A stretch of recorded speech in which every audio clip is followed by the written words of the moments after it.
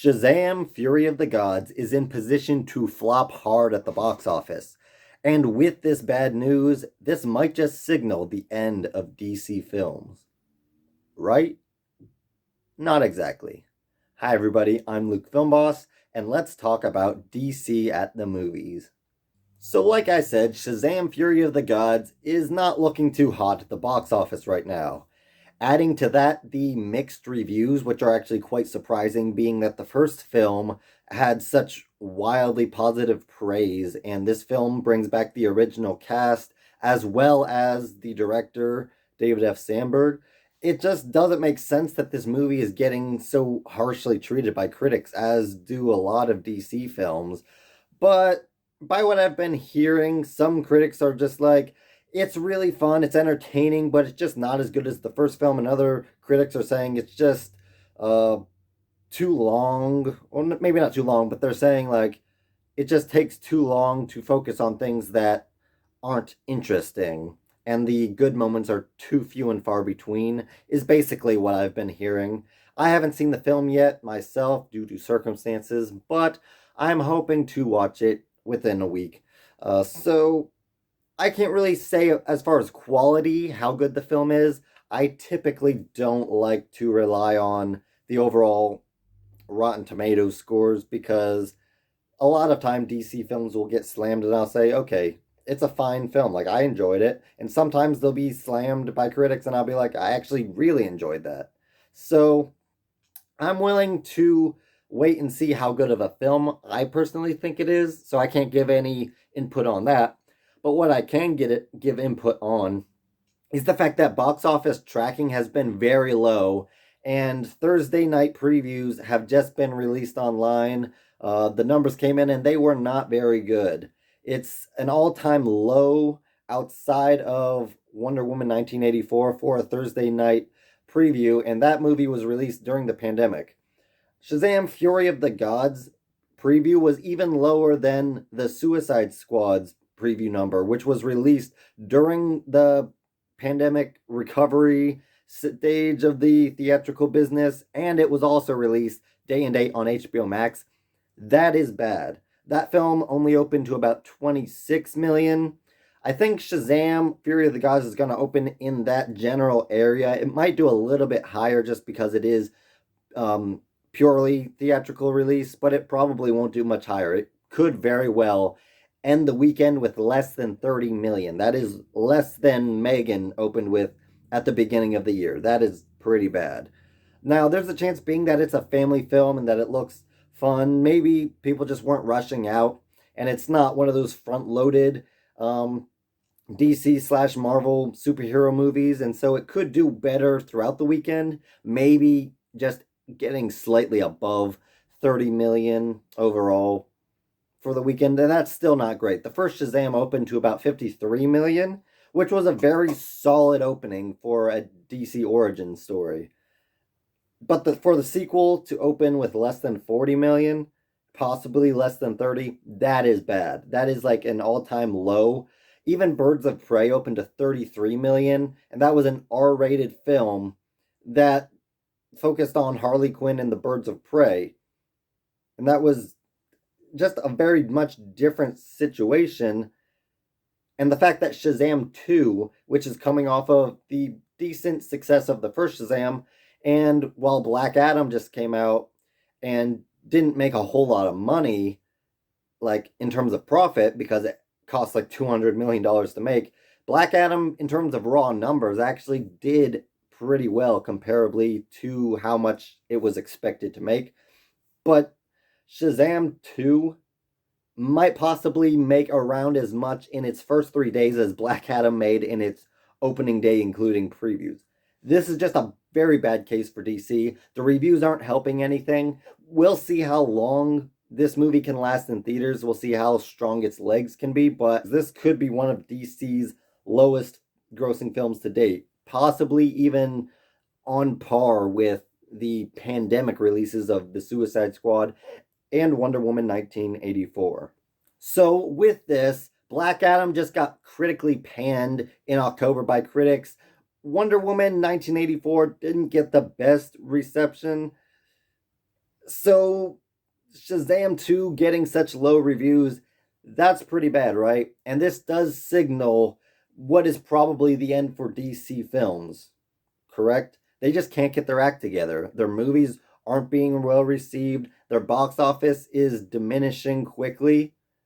But there is some good news. As most people know, DC is kind of in the middle of like a reset slash reboot, and Shazam 2 is the last film in the original DC continuity, basically.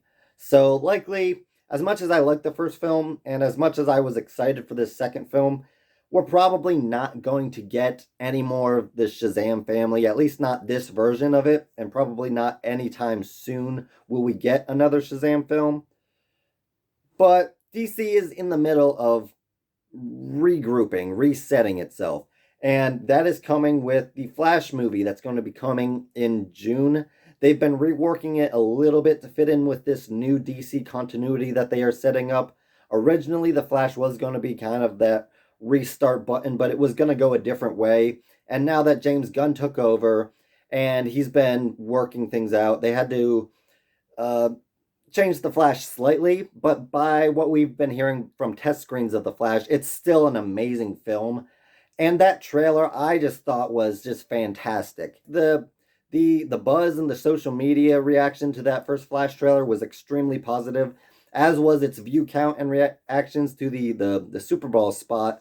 So the Flash is in very good position right now to at least be a solid box office contender. Quite frankly, it could end up being one of the lower grossing DC blockbusters, but I think it's still going to be in the blockbuster territory. It's going to definitely go above and beyond um, at the box office what the last few DC films, not counting the Batman, have done at the box office. I'm thinking personally that it's probably going to be somewhere in the high 200 million range in North America and probably in the 600 to 700 million range worldwide. And if the movie's really really good and if the hype and the buzz can just continue to grow, I think that it actually has a fair shot at 1 billion worldwide, best case scenario. So, Shazam 2's box office and critical reception, it doesn't signal doom for the DC universe or DC as a whole because last year was actually a decent year. The Batman was a huge hit. Black Adam, despite costing so much, its box office was about on par with what you would expect from a DC origin story. It actually made a good deal more than Shazam, and Black Adam wasn't even released in China or Russia, the first Shazam took about 50 to 60 million in those two countries. So Black Adam, in terms of raw dollars, was actually in good shape, showing that people will still show up to a DC movie. One of Shazam's biggest problems, aside from the now pretty bad critical reception, is the marketing just wasn't here.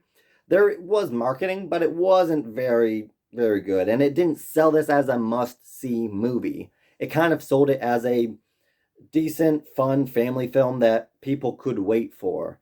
And that was the biggest problem with these last few DCEU films is that they were so disconnected that it made you feel like you could skip one or you could just wait. And that is definitely the biggest problem with Shazam 2, as it's the last film in this DCEU continuity. So there's almost no hype for it because nothing else is going to matter after this one in terms of this Shazam film. It's just a fun movie, by what I've been hearing. And so that's a big problem. But with this Flash film, it is almost critical for people to watch in order to understand what's going to be happening in this next phase, this next chapter of the DC universe. So the Flash is critical. I think it's going to do pretty well at the box office, quite possibly fantastic at the box office, depending. If it gets really bad reviews, then that could be a bad sign. But once again, we've been hearing really good things from the test screenings. And then right after that, Blue Beetle, that's a bit of a risky one. But if they play their cards right, if DC and Warner Brothers make this film out to be like a good like Kickstarter to this new DC universe, they can probably turn Blue Beetle into a minor household name, maybe like a B-list character, and it will probably make profit if they do it right because I'm pretty sure Blue Beetle is really cheap. And then we have Aquaman, which is the last DC film that we're going to get for at least a year or two. And the first Aquaman did amazing at the box office. So even if this one doesn't quite live up to that height, I think that this Aquaman film coming in December can at least do well.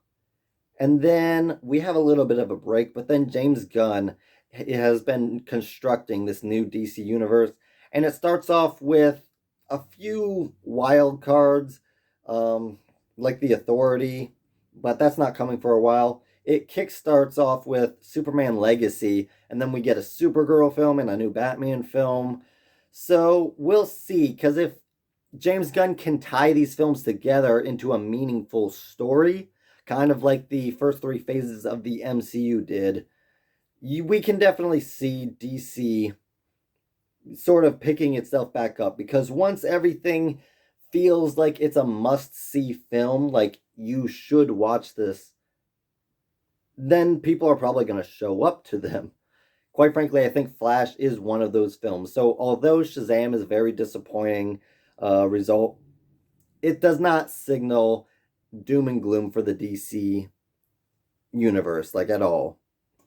So those are my thoughts on this latest news for Shazam Fury of the Gods, and my thoughts on what I think the future of DC looks like.